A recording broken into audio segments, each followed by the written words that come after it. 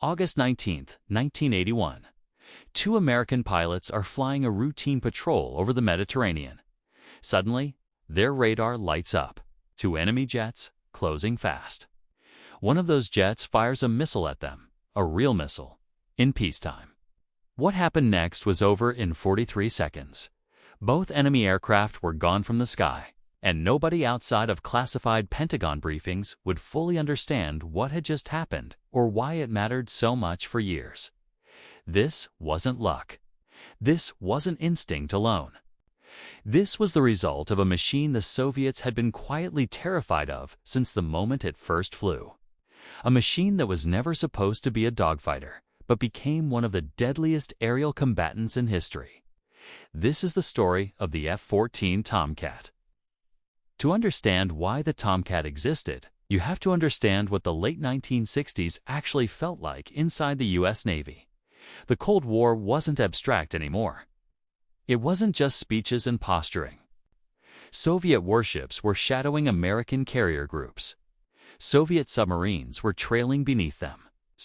And Soviet long-range bombers, the Tupolev Tu-95 Bear and the Tu-22 Backfire, were being designed for one specific purpose: find an American carrier, get within missile range, fire everything at once. The strategy was called a saturation attack. Send so many anti-ship cruise missiles simultaneously that the carrier's defenses simply can't intercept them all. If even 2 or 3 got through, to a ship carrying 5,000 men and nuclear-capable aircraft, the consequences were almost unthinkable. The Navy desperately needed something that could stop that before it ever started. Something that could reach out and kill a bomber 100 miles away. Something that could track 24 threats at once. Something no enemy pilot would even see coming. What they got was the Tomcat. The F-14's origins actually start with a failure most aviation histories gloss over. In the early 1960s, Defense Secretary Robert McNamara pushed a joint program, one aircraft that would serve both the Air Force and the Navy. The idea was called TFX. The Navy version became the F-111B, and it was, simply put, a disaster. Too heavy, too sluggish at low speeds, completely wrong for carrier operations. After years of expensive testing, the Navy killed it in 1968 and started over. Grumman Aerospace, the company behind the F-4F Wildcat and the F-6F Hellcat, stepped forward with something entirely new. A clean sheet design, built specifically for the carrier deck and the Soviet threat above it. The F-14A Tomcat first flew on December 21, 1970. 9 days later, on its second flight, it crashed due to a hydraulic failure. Both crew members ejected safely. Grumman didn't stop. The program was too important. What made the Tomcat unlike anything before it came down to 2 things working together. The variable sweep wing, which physically changed angle during flight. Wide for slow carrier landings, swept tight for supersonic speed, managed automatically by onboard computers at a time when most engineers still argued computers had no place in a cockpit. And the AWG-9 radar system paired with the AIM-5 for Phoenix missile. The AWG-9 could track 24 targets simultaneously and engage 6 of them at once. The Phoenix could reach out over 100 miles. 100 miles. A Soviet bomber crew might never even see the missile that killed them. The F-14A entered U.S. Navy service in 1974, assigned to VF-1 Wolfpack and VF-2 bounty hunters aboard USS Enterprise. And from that moment, the entire strategic equation of carrier defense quietly shifted. But then something almost nobody talks about happened. 2 years after entering American service, the Tomcat was exported. To one country. Only one. Iran. Under Shah Mohammad Reza Pahlavi. Iran was a close American ally and willing to pay for the best. The Shah wanted the most advanced fighter on Earth.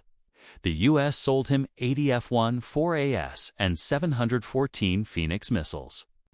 Iranian pilots trained alongside American counterparts. Some of them were exceptional. Commander Jalil. Zandi would later be credited with 11 aerial victories during the Iran-Iraq War. Then came 1979. The Shah fell. Ayatollah Khomeini took power overnight. And suddenly, 80 Tomcats and hundreds of Phoenix missiles belonged to a government that considered America its enemy. Washington cut off every spare part and every technical advisor immediately. And Soviet intelligence began working aggressively to get their hands on Phoenix components through whatever back channels they could find. The Iranian F-14 fleet slowly deteriorated, cannibalized, kept barely flying, operating without American support through one of the most brutal regional wars of the 20th century. It was a strange mirror of the aircraft's original purpose, a jet designed to protect American carriers from Soviet attack, now fighting above desert sand without the country that built it. Back in American hands, the Tomcat was doing exactly what it was designed to do.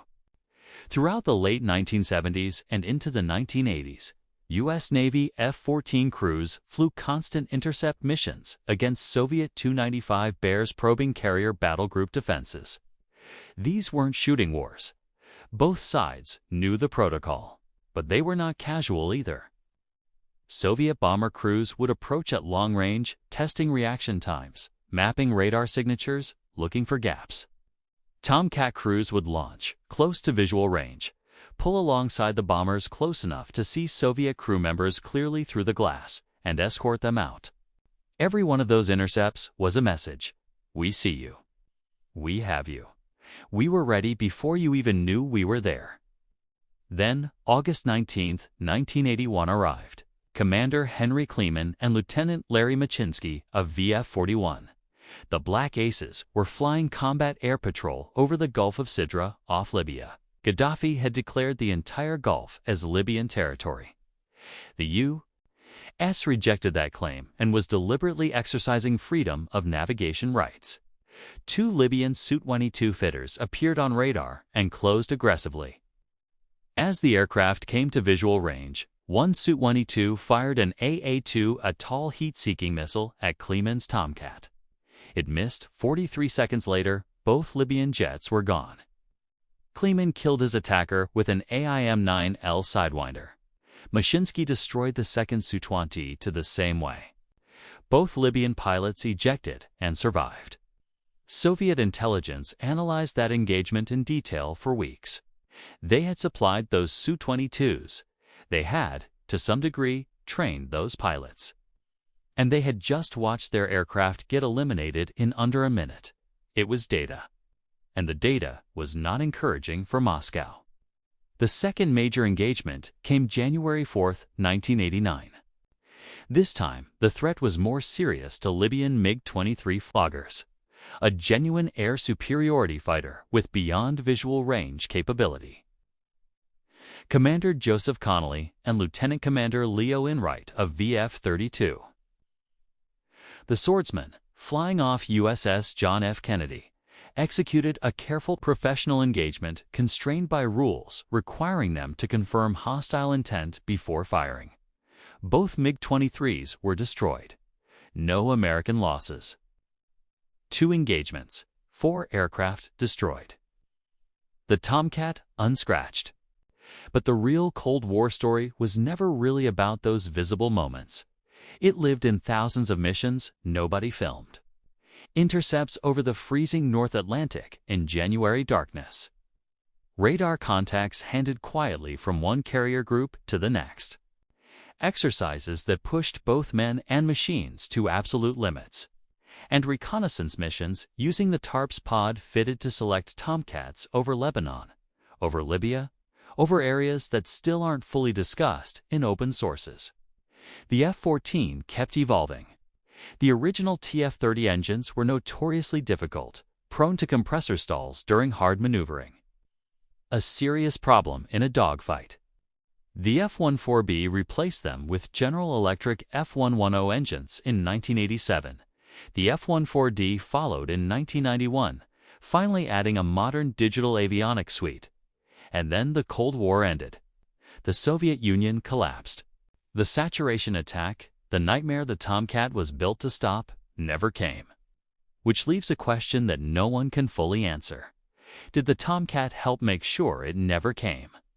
Was the sheer documented capability of the F-14 and its Phoenix system part of the deterrent that made Soviet planners decide the math didn't work? You can't prove a war that didn't happen, but you can ask why it didn't. When the U.S. Navy finally retired the F-14 on September 22, 2006, with VF-31 Tomcatters and VF-213 Black Lions flying the last missions, they didn't store the aircraft. They didn't sell them. They destroyed every single one. Crushed fuselages, cut wings. Because Iran still had Tomcats in various states of repair. And Washington wasn't about to let American spare parts reach Tehran through a surplus sale loophole.